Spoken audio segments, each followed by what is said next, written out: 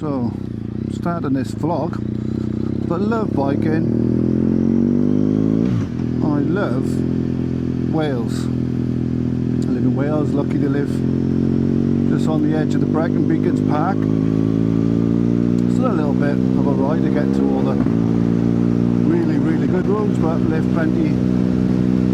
by plenty of decent short loops.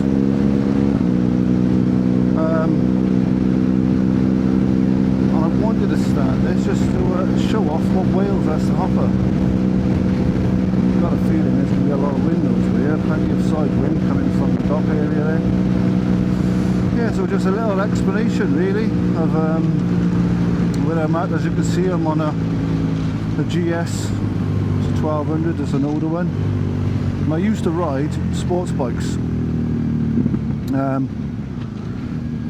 Never in a million years 10 years ago would have I imagined buying a GS or any other thing other than like some fancy Italian Exotica.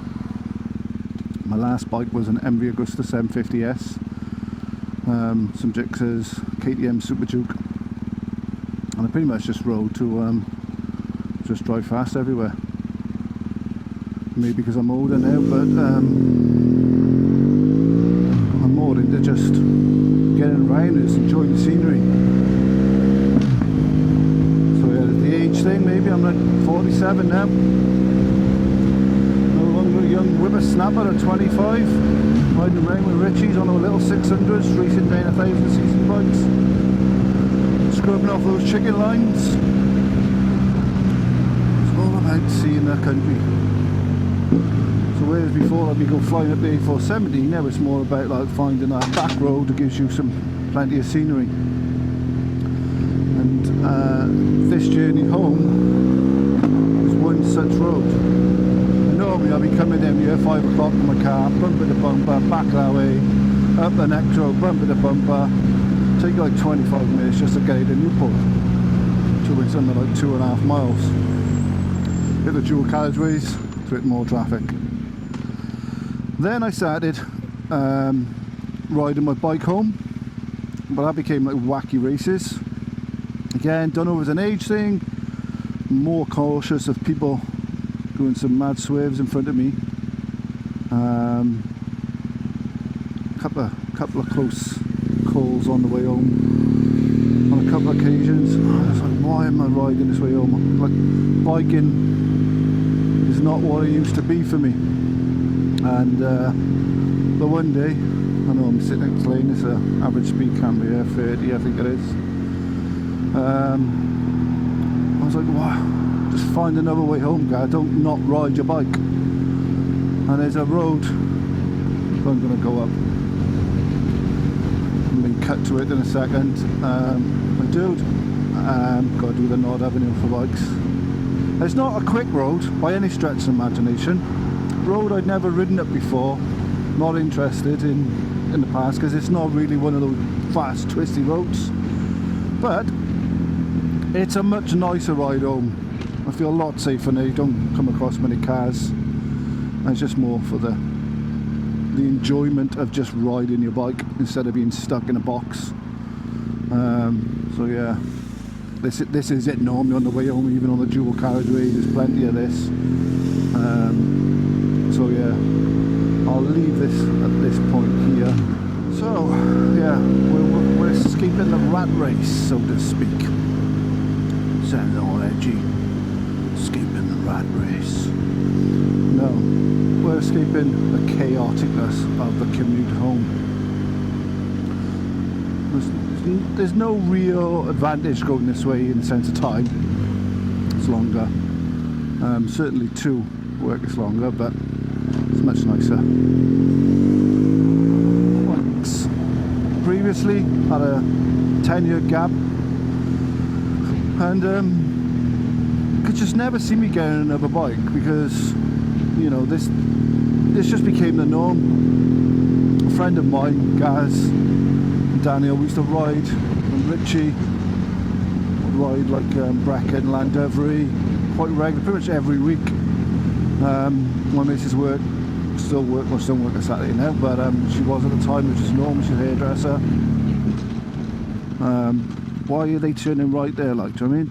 Why the fuck are you turning right?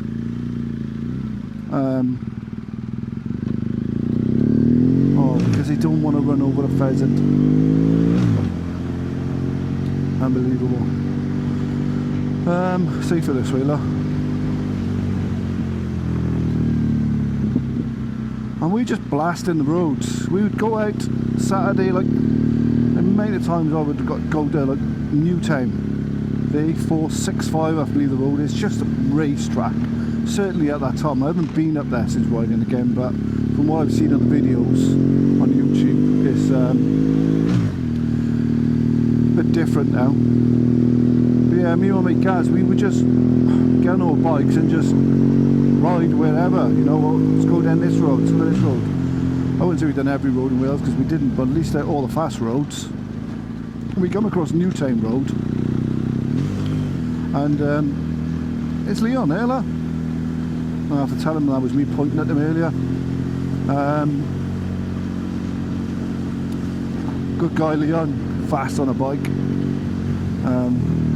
fast on a mountain bike, fast on a road bike.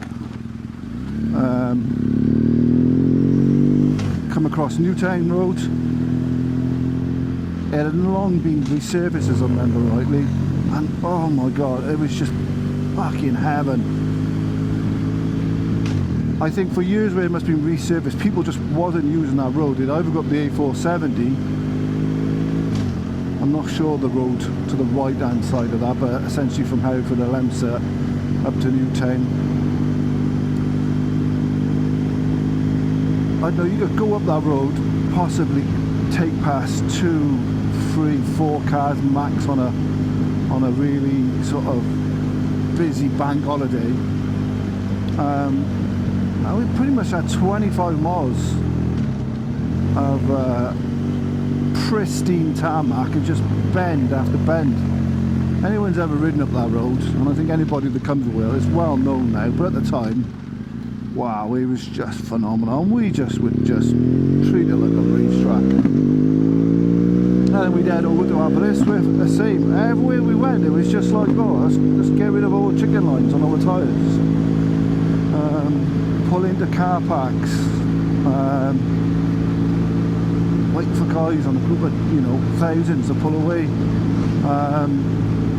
Looking at the, you know, the tyre marks. We go up with gangs. I remember once me and my mate Rich, we went out, we had a little 600s at the time, which had a little Kawasaki ZX6, I had the GSXR 600 K4, and we met these like older guys. I don't know, it would have been like 25 or something. Richie rode dirt bikes all his life. He could way better rider than me, and he's quicker especially.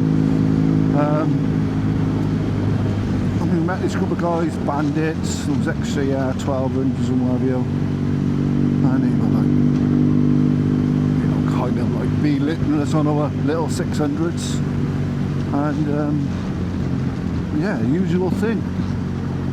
Deadline, blasting it, doing bonkers mile an hour up the Brecon bike pass, come to a set of twisties, and as if they'd never ridden a bike before. And that was like a kind of fun, like, you know, going around and chasing big bikes. Just couldn't get into that frame of mind where you were just going out for the sake of riding a bike. It was always about going fast. I don't get me wrong, I wasn't the fastest on the road by any stretch of the imagination.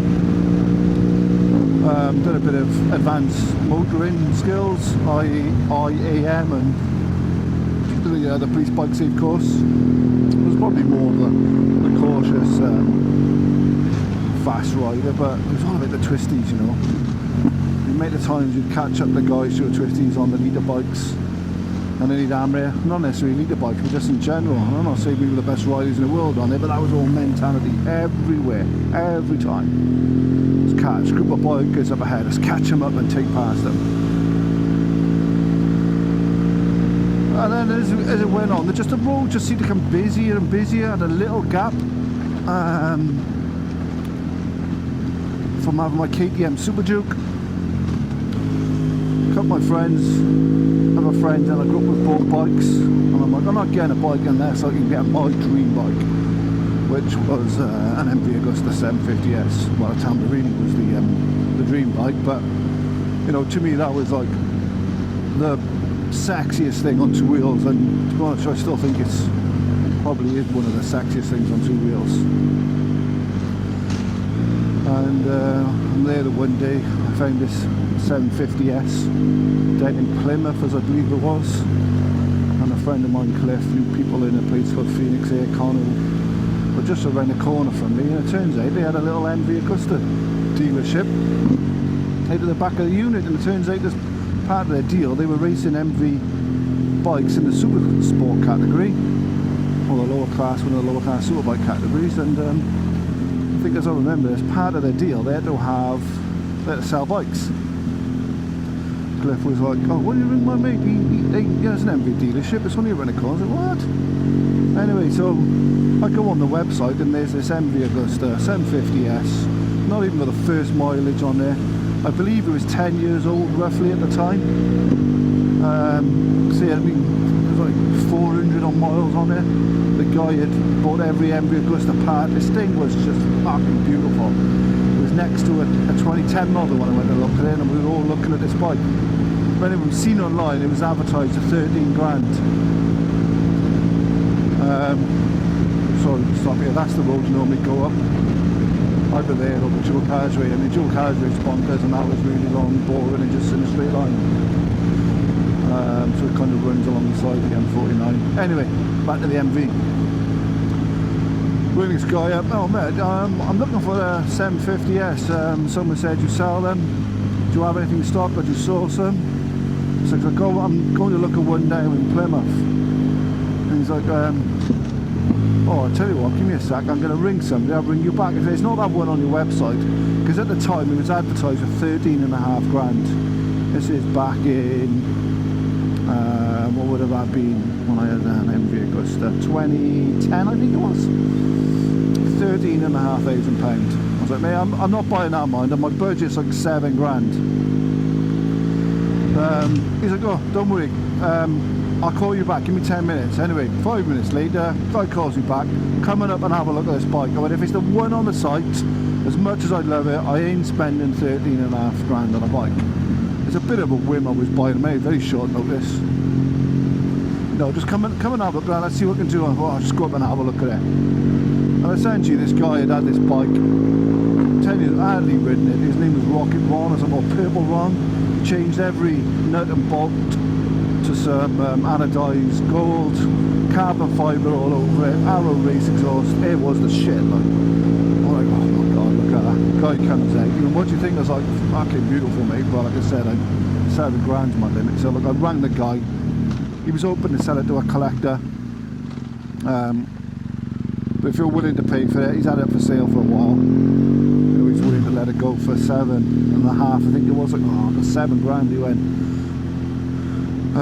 Got an helmet. I was like, yeah, I've actually got a nice helmet in longboard. It was a Valentino Rossi Mugello special edition thing. I was like, I'm not interested in another helmet, mate. I go with them, cool. Well, come and have a look. Tell me what you think. Goes in there. There's this bare carbon fibre, and at the time, carbon fibre lids were not something you would see commonly. With bare carbon fibre, 2 gold thin stripes at the top. Ooh, that's some bollocks, that isn't it? Anyway, obviously, I bought the bike. I had the free helmet, and the last bike I had previously was the KTM Super Duke. It was a brand new bike when I bought it. I jumps on his 10-year-old bike. Where's the fucking brakes? Anyway, so I was shitting myself. And everywhere I went on this bike, there were people would come around, crowd around it. I was cautious, built a new brick-built shed for it. But again, it was just like, I'm on this fucking dog spotter's bike, just go racing around everywhere. And it was just so precious, I wouldn't take it anywhere myself unless it was a nice day. I mean, coming down a road like this, it'd be like, what's the point? Arms would ache on it. But it was a super pretty, lovely bike.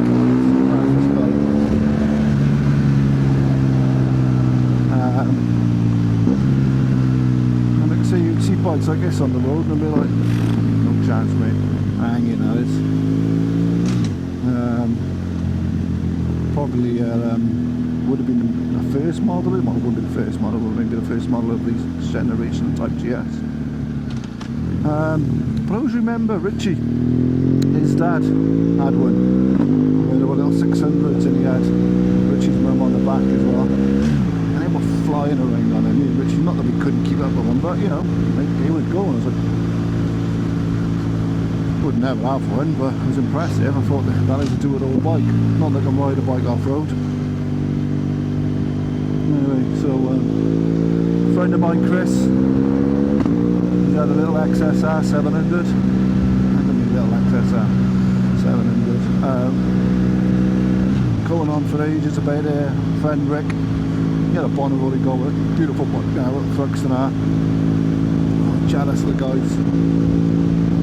I'm getting prices on bikes, but I did want something like a cafe racer type thing originally. They're like 10 grand in the second hand, a nice one. Looked at the Honda CB1000R, or cafe neo racer, whatever they call it. Nice mix between a retro look and a modern bike. That's the one I'm doing. Yeah, insurance people. And then I started looking at like the BMW. The little cafe race, the R9T. Oh, I'll get one of those instead then. Nope. Insurance. Nope. And then just caught my eye with that's a nice. They're not actually not that bad. Maybe it's an 8-string. How much is that? Oh, quite affordable, 6 grand. Got insurance quote. No, I'm not getting these daft quotes back. And long story short, this is then I ended up wanting an R1200. So it wouldn't be my first choice of bike. Excuse me, scratch my nose. But I've bought it, and it's the best decision of my life when it stretches the imagination, but certainly not one I'm disappointed with.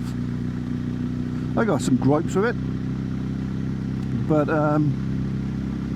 it's comfy. Not as comfy as I thought it would be on long miles, but maybe nothing is when you sat down for hours on end. But it's, I say do-it-all bike, but it just feels like you can just chill out on it. You can have a bit of fun on it. I still don't feel confident going for the twisties and all. Maybe I should keep it that way.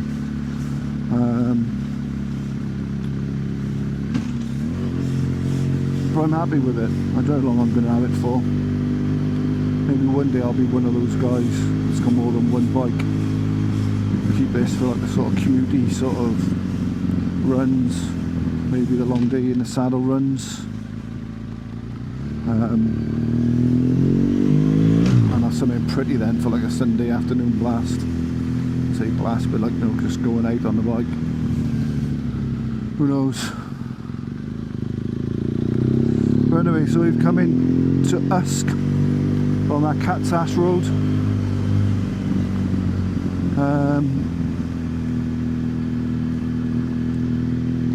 Lovely little town. So many people with number plates with the word Usk on it, though, for my liking. The next road again is a nice little road. You know, stuck behind a Tesco's delivery truck. Hopefully he's turning left or right by someone delivering. The one shame about this road is that say it's heavy on traffic, but it's enough to get caught behind somebody to spoil it.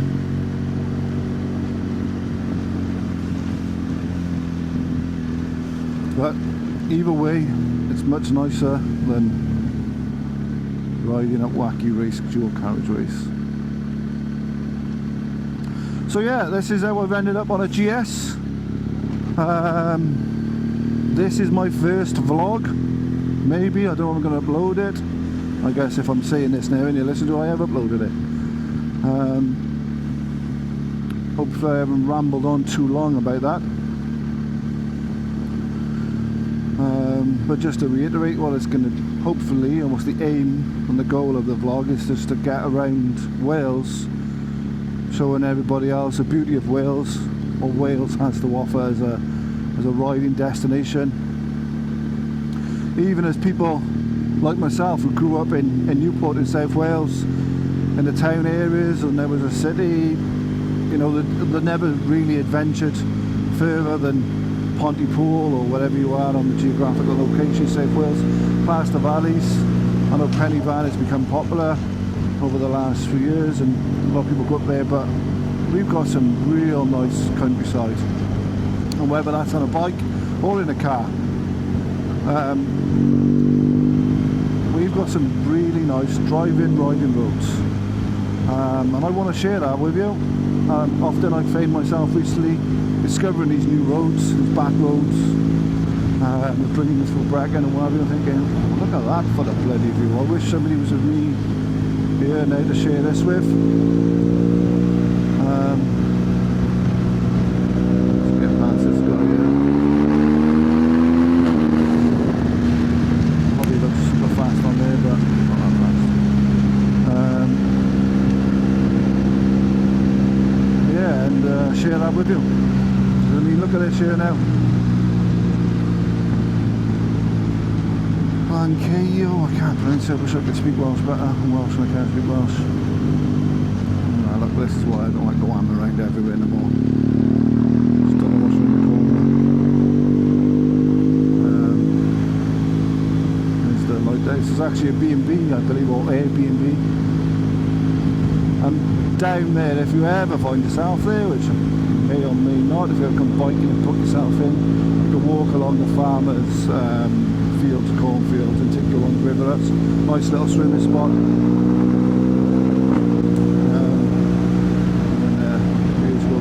Friends who live this way. But how much nicer is this? And then battling your way up a dual carriageway in rush hour. Right, if you're coming over from the bridge and you want to get to Abergavenny, instead of going up the M4, getting off at Bringlass tunnels, up Cwmbran, I think it's the A465, I think it is, I'm crap with road names. Get up the M49, get off at Usk, turn right to the Three Salmons. This road will eventually bring you out on the old Raglan Road, where you'll split a left, and that'll take you into Abergavenny, into the Black Mountains and what have you. Or you can go over the Gospel Pass. You can, if you're just doing a short loop, we'll over Bristol way, even maybe coming from there, and you want to do something short into Wales, crossing back to the border, take a right at the end of this road. I'll be going left before we reach our point. We take a right at the end of the road, the Raglan Road. I'll bring you out on the Raglan roundabout. Instead of staying on the dual carriageway, take a left, takes you to Monmouth, go straight over the roundabout and bring you back into Usk. Another great road. But if you ever come this way, they don't do on a Sunday, but Saturday, Craft Renaissance, best breakfast you have. Fucking beautiful. I believe the lady who runs there is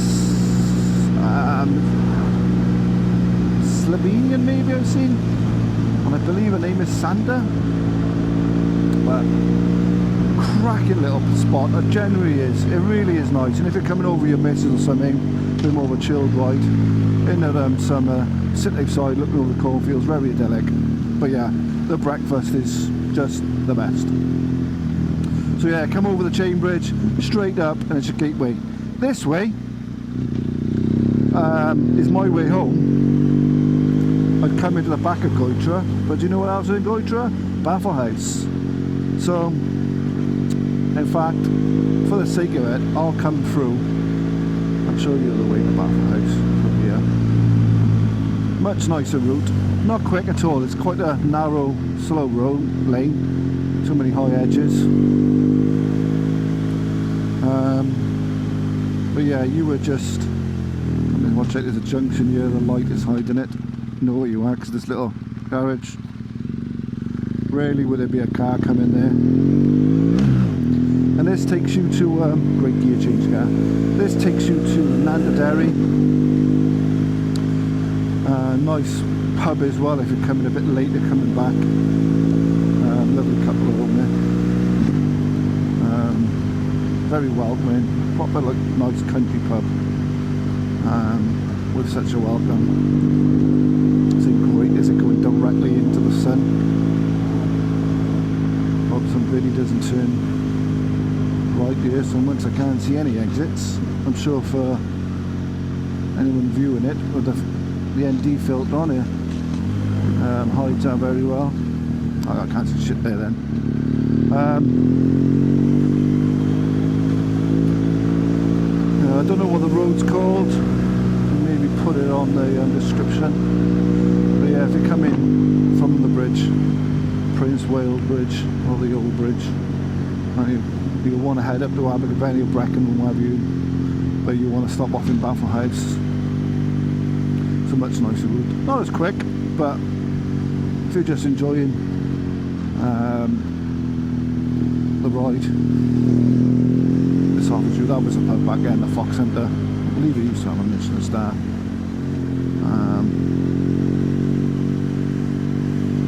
Not no more, but still nice food. Very friendly, nice little beer garden. So you're not far now from the Abergavenny road from Pontypool. The main route where Baffle Hause is, that probably most people will recognise. I live right on that road and you hear the bikes every Sunday. We're up and up there.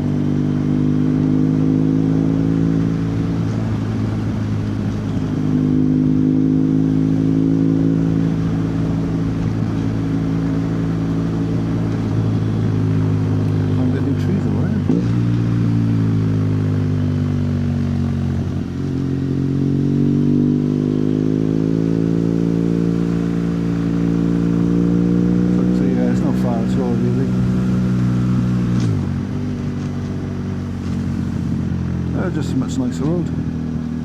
I cannot see a goddamn thing here. Hang on, I've just seen a car go past. Oh, here we go. So yeah, you just come a little bit north of the Baffle Hause here. Not far at all. Oops, get out here. So yeah, if I'd gone right there, I'd end up in Abergavenny. Baffle Hause is just down here on the left. Not just a biker's mecca, you see some lovely cars coming here as well. So yeah, there's the Baffle Hause on the left. Is it open still, is it? Might still be open.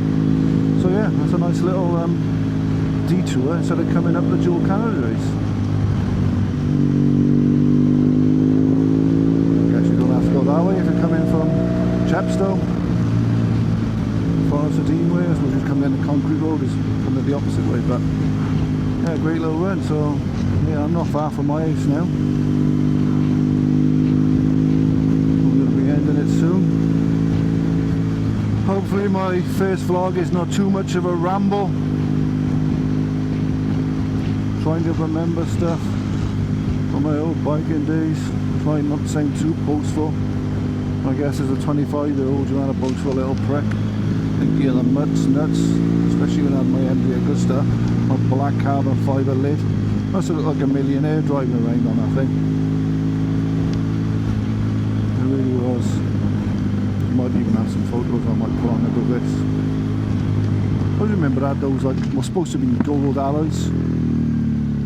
They were really just beige. There's no metallic to it, so a friend of mine, Mark, what's Mr. BM guy doing, just stopping just randomly in the middle of the road. It went me.